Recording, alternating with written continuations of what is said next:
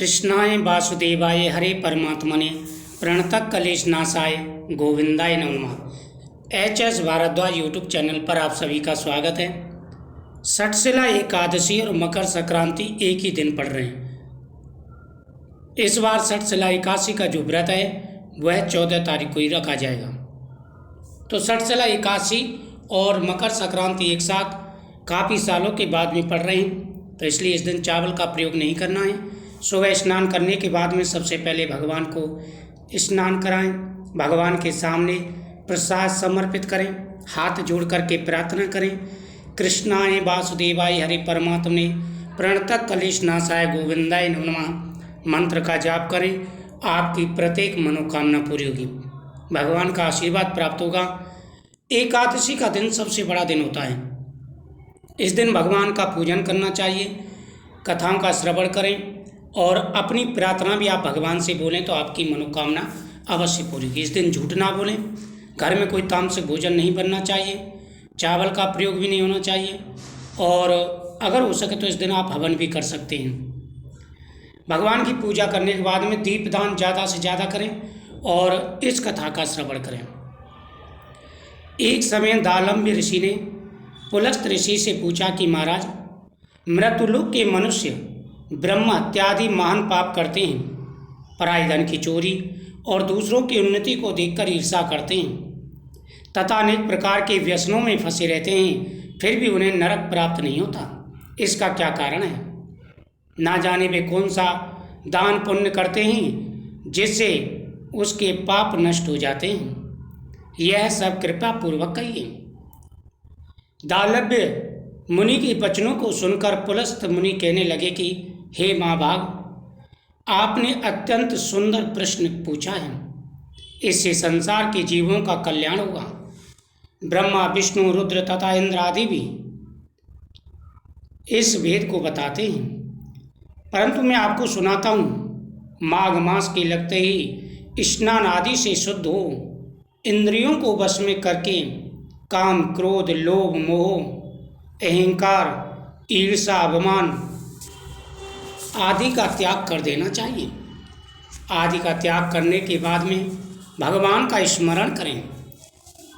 पुण्य नक्षत्र में गोबर, कपास, तिल मिलाकर के उसके कंडे उपले बनावें। उन उपलों में 108 बार हवन करना चाहिए, यानी गाय के उपले ले आएं इस दिन और गाय के उपले से 108 बार हवन करना चाहिए। उस दिन मूल नक्षत्र हो, साथ ही एकादशी तिथि भी हो तो और भी श्रेष्ठ है। और अगर यह दिन मकर संक्रांति के दिन पड़े तो लाख गुना फल देने वाला है। स्नान आदि नित्य क्रिया से निवृत्त होकर देवादिदेव श्री भगवान का पूजन और एकादशी का व्रत धारण करें। रात्रि को जागरण करना श्रेष्ठ है। उसके दूसरे दिन धूप, दीप, नैवेद्य आदि से भगवान का पूजन करके भगवान को भोग लगावें। भगवान कृष्ण का पूजन करके पेंटा, नारियल, सीताफल, सुपारी सहित अर्घ देते हुए विनय करें कि हे भगवान, आप दीनों को शरण देने वाले तथा इस संसार सागर में फंसे प्राणियों का उद्धार करने वाले। हे पुंडरीकाक्ष, हे जगत गुरु, आप लक्ष्मी सहित इस तुच्छ अर्घ को स्वीकार करें। इसके पश्चात जल से भरा हुआ कुंभ घड़ा ब्राह्मण को दान करें। उस समय ब्राह्मण को श्याम गौ और तिल पात्र देना उत्तम है। तिल स्नान और भोजन दोनों ही श्रेष्ठ हैं। इस प्रकार जो मनुष्य जितने तिलों का दान करता है उतने ही 1000 वर्ष स्वर्ग में वास करता है। हे ऋषिवर, तिल स्नान, तिल का उटन, तिल का हवन, तिल का जल, तिल का भोजन और तिलों का दान, यह सठ तिला कहलाती है। यानी सठ तिला एकादशी के दिन 6 कार्य तिल से किए जाते हैं, इसलिए इसे सठ तिला कहते हैं। इससे अनेक जन्म के पाप नष्ट हो जाते हैं। इतनी कथा कहकर पुलस्त ऋषि कहने लगे कि एक समय नारद जी ने भी भगवान श्री विष्णु से ये प्रश्न पूछा था और भगवान ने सठ तिला एकादशी का जो महत्व नारद जी से कहा था वह तुमसे कहता हूँ। भगवान कहने लगे, हे नारद, मैं आंखों देखी सत्य घटना कहता हूँ, ध्यानपूर्वक सुनो।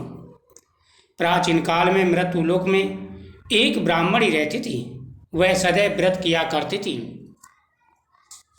भगवान का पूजन किया करती थी।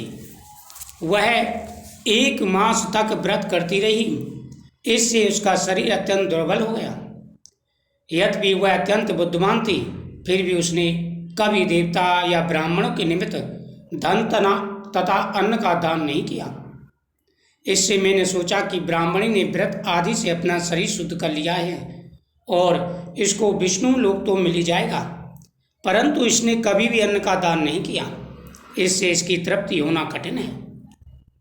ऐसा सोचकर एक भिखारी बनकर मैं मृत्युलोक में उस ब्राह्मणी के पास गया और उससे भिक्षा मांगी।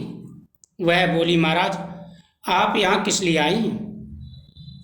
मैंने कहा कि मुझे भिक्षा चाहिए। इस पर उसने एक मिट्टी का ढेला मेरे भिक्षा पात्र में डाल दिया। मैं उसे लेकर के स्वर्गलोक को लौट आया। कुछ समय बीतने पर ब्राह्मणी शरीर त्याग कर स्वर्गलोक को आ गई। मिट्टी का दान करने से उस ब्राह्मणी को स्वर्ग में सुंदर महल मिला, परंतु उसने अपने घर को अन्न आदि सब सामग्रियों से शून्य पाया। तब वह मेरे पास आकर बोली, भगवान मैंने अनेकों व्रत आदि द्वारा आपकी पूजा की, परंतु फिर भी मेरा घर अन्न आदि से शून्य क्यों है? मैंने कहा, पहले तुम अपने घर जाओ, देव स्त्रियां तुम्हें देखने के लिए आएंगी। पहले उनसे 60 तिला एकादशी का पुण्य और विधि सुन लो, तभी द्वार खोलना।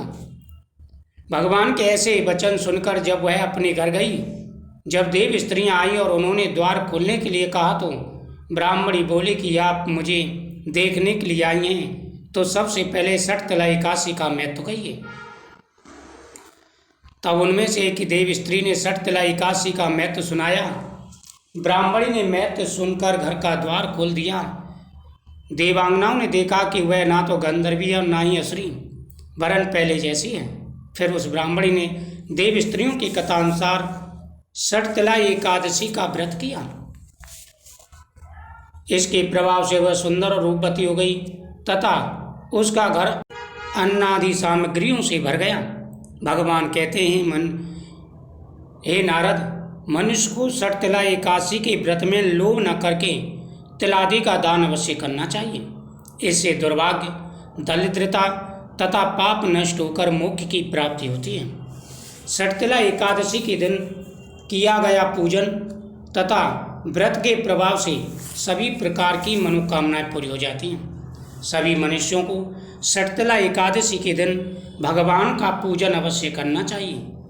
कृष्णाय वासुदेवाय हरि परमात्मने प्रणतः कलेश नाशाय गोविंदाय नमो नमः आदि मंत्रों का जाप करते हुए भगवान का ध्यान करना चाहिए।